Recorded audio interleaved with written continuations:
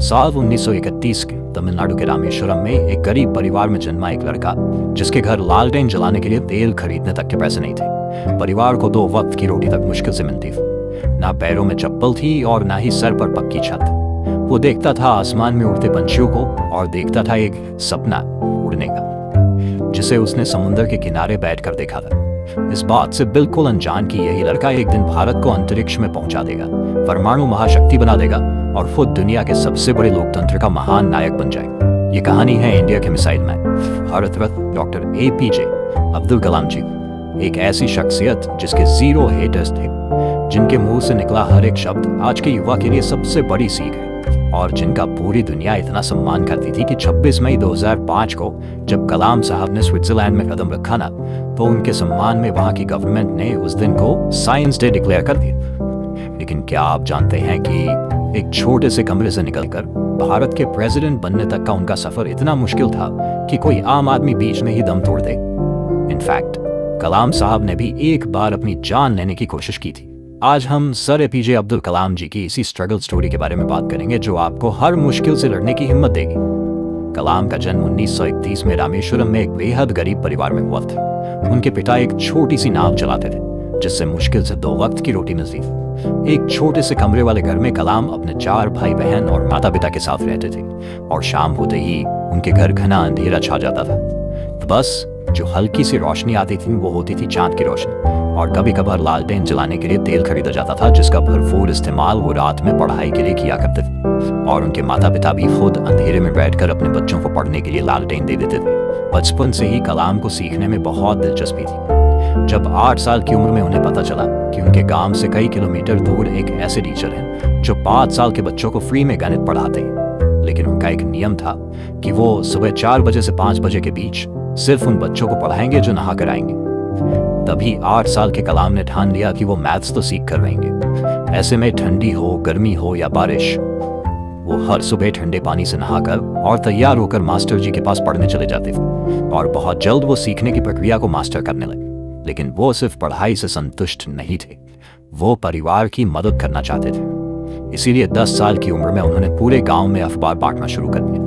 कलाम साहब हर सुबह अपनी साइकिल पर रेलवे स्टेशन जाते, वहां से दीनामनी नाम के अखबार कलेक्ट करते और पूरे गांव के घर घर में अखबार पहुंचाते। इस दौरान भी वो चलते चलते पूरा अखबार पढ़ लेते थे।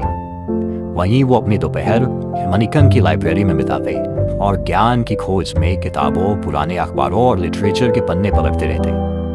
कलाम साहब कहते थे, हमेशा बड़े सपने देखो क्योंकि छोटे सपने देखना अपराध है। लेकिन वो यहाँ नहीं रुके। समुद्र किनारे घंटों बैठकर उन्होंने आसमान में उड़ते पंछियों को देखा और एक सपना देखा, पायलट बनने का। वो कहते थे, सपने तभी सच होते हैं जब हम उन्हें देखा शुरू करते हैं। लेकिन इस सपने की राह में इतने कांटे बिछे थे कि आगे बढ़ते हुए उनके पैर ही छिल गए, जिसमें सबसे बड़ा कांटा था आर्थिक तंग। इस सपने को पूरा करने के लिए उनके परिवार ने भी हर संभव कोशिश की। 1951 में उन्हें सेंट जोसेफ कॉलेज में एडमिशन दिलाने के लिए उनकी बड़ी बहन ने अपने सोने के कंगन गिरवी रख दी। कलाम साहब ने भी पूरी मेहनत से पढ़ाई की और यहाँ से फिजिक्स में डिग्री लेकर वो 1955 में Madras institute of technology IIT पहुंचे, एरोस्पेस इंजीनियरिंग पढ़ने। यहाँ वो एक प्रोजेक्ट पर काम कर रहे थे, मगर समय बीता जा रहा था और प्रोजेक्ट खत्म होने का नाम नहीं ले रहा था, जो देखकर एक बार कॉलेज के डीन काफी गुस्सा हो जाते हैं और उन्होंने गुस्से में अब्दुल कलाम जी से कहा कि अगर तुमने 3 दिन में ये प्रोजेक्ट पूरा नहीं किया तो मैं तुम्हारी स्कॉलरशिप कैंसिल कर दूंगा। जिससे वो इतना घबरा गए कि अगले 3 दिन तक उन्होंने बिना रात की नींद दिए दिन रात उस प्रोजेक्ट पर काम किया और उसे कंप्लीट कर दिया। जो देख डीन काफी खुश हुए और उन्होंने कलाम से कहा कि मैं जानता था कि तुम में वो काबिलियत है, लेकिन मैं देखना चाहता था कि तुम में मुश्किल वक्त को सहन करने की क्षमता है या नहीं। और इसी घटना से उन्हें काफी आत्मविश्वास मिला। लेकिन वो कहते हैं ना, सब कुछ आसानी से मिल जाए तो कोई महान न बन पाए, और उन्हें महान बनाने के लिए ही कुदरत ने उनकी राह में एक और बड़ा ट्विस्ट लाया। जी हाँ, उन्होंने अपने सपनों को पूरा करने के लिए इंडियन एयरफोर्स के एग्जाम दे दिए और इंटरव्यू देने देहरादून चले गए। लेकिन बदकिस्मती से वायुसेना में सिर्फ 8 वैकेंसीज थी और कलाम साहब को 9th रैंक मिला और वो अपने पायलट बनने के सपने को हकीकत बनाने में फेल हो। उस वक्त वो नौजवान अपनी आंखों के सामने हर उम्मीद को टूटते हुए देख रहा था। दुख, दर्द और पीड़ा इतनी थी कि उन्हें अपनी जान लेने तक के ख्याल आए। उस वक्त वो उत्तराखंड के ऋषिकेश में चले गए और एक दिन वो गंगा किनारे टहल रहे थे।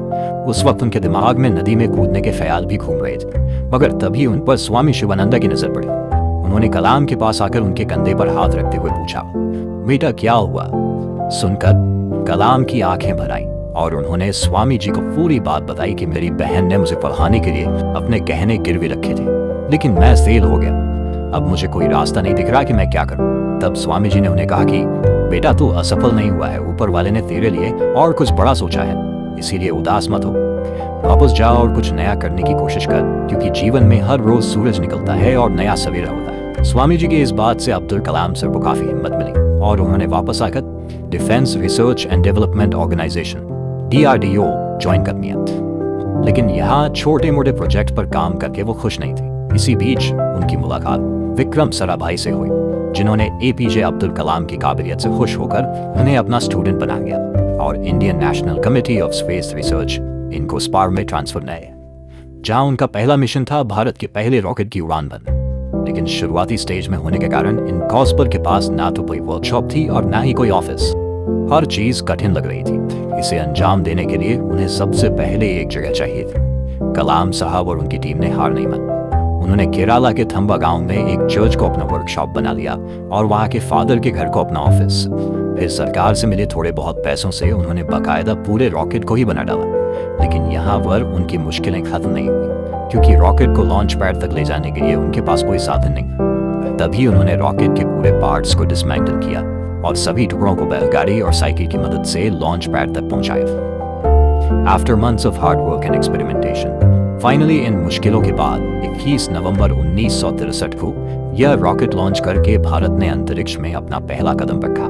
लेकिन क्या आप जानते हैं कि एक मिसाइल मैन जिन्होंने इस देश को उसकी असली ताकत दिखाई, उनका नाम मिसाइल मैन एक सक्सेसफुल नहीं बल्कि एक फेल प्रोजेक्ट से पड़ा था। जी हाँ, तो हुआ यह था कि साल 1969 में डॉक्टर अब्दुल कलाम भारत के सबसे पहले सैटेलाइट लॉन्च प्रोजेक्ट SLV-3 के डायरेक्टर बने। मगर उस वक्त जनता को स्पेस में जाने की अहमियत पता ही नहीं थी, इसीलिए लोगों ने कई सवाल उठाए और उन्हें इस मिशन के लिए काफी कम बजट मिला। लेकिन फिर भी सर APJ अब्दुल कलाम इस मिशन के लिए इतने ज्यादा डेडिकेटेड थे कि उन्होंने अपने करियर में एक भी वीकेंड ऑफ नहीं लिया, कोई छुट्टी तक नहीं मनाई और खून पसीने से SLV-3 को तैयार किया। इसी बीच उनके पिता की मौत हो, लेकिन वो अपने लक्ष्य से मर गए नहीं। उन्होंने इस प्रोजेक्ट को अपनी निजी जिंदगी से ऊपर रखते हुए पूरा किया। लेकिन जब अगस्त 1979 में उनकी 10 साल की मेहनत की असली परीक्षा हुई, यानी कि रॉकेट लॉन्च हुआ, तब यह सितारों को छूने के बजाय बंगाल की खाड़ी में जा गिरा। उस वक्त लोगों ने उन्हें काफी ताने मारे, बहुत खरी खोटी सुनाई। ऐसे में किसी भी इंसान की हिम्मत टूट सकती है, लेकिन उन्होंने हार मानने के बजाय अपनी गलतियों पर ध्यान दिया और सिर्फ एक साल के अंदर 18 जुलाई 1980 के दिन SLV-3 रोहड़ी का सक्सेसफुल लॉन्च करके उन्होंने भारत का झंडा अंतरिक्ष में लहरा दिया। इस नई सक्सेस ने उनके स्टेटस को एक्सपोनेंशियल ग्रोथ दे दी, जिसके बाद उन्होंने भारत के बैलिस्टिक मिसाइल्स जैसे कि अग्नि और पृथ्वी के प्रोजेक्ट्स को भी सक्सेसफुली पूरा किया, जिसकी वजह से उन्हें साल 1981 में पद्म भूषण और 1990 में पद्म विभूषण से सम्मानित किया गया। लेकिन जिस उपलब्धि के लिए उन्हें भारत रत्न से नवाजा गया वो था पोखरण 2। जी हाँ, सर अब्दुल कलाम भारत के कुछ और महान वैज्ञानिकों और इंडियन आर्मी की टीम ने मिलकर अमेरिका की सैटेलाइट की आंखों में धूल झोंककर भारत का दूसरा न्यूक्लियर टेस्ट किया और इसी के साथ भारत एक न्यूक्लियर सुपर पावर देश बना था। इस नई उपलब्धि ने भारत को बाकी सभी देशों से डिफरेंशिएट कर दिया और उसे एक प्रीमियम पोजीशनिंग भी मिल गई। आप में से काफी कम लोग जानते होंगे कि कलाम साहब कुछ समय के लिए अमेरिकन स्पेस एजेंसी नासा में भी ट्रेनिंग लेने के लिए गए थे। वहां उन्होंने एक बहुत बड़ा गैप स्पॉट किया।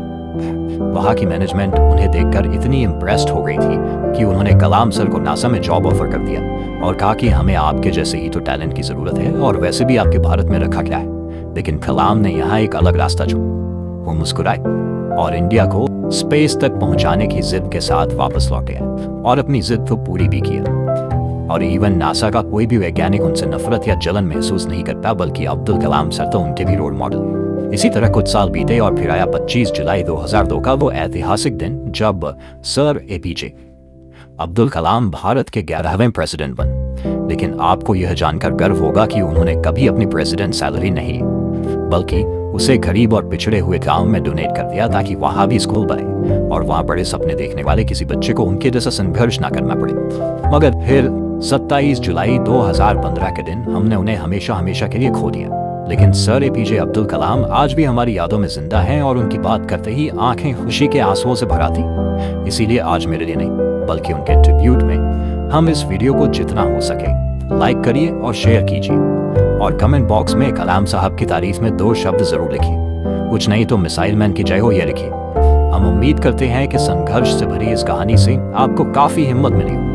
अगर आप भविष्य में ऐसे ही स्ट्रगल स्टोरी सुनना चाहते हैं तो रीड रिकैप रिपीट को सब्सक्राइब करके पास वाली घंटी जरूर दबा दीजिएगा। इस वीडियो के एंड में कलाम साहब की कुछ बातें कहना चाहूंगा। वो कहते थे सपने वो नहीं होते जो आप नींद में देखते हैं, बल्कि सपने वो होते हैं जो आपको सोने नहीं देते।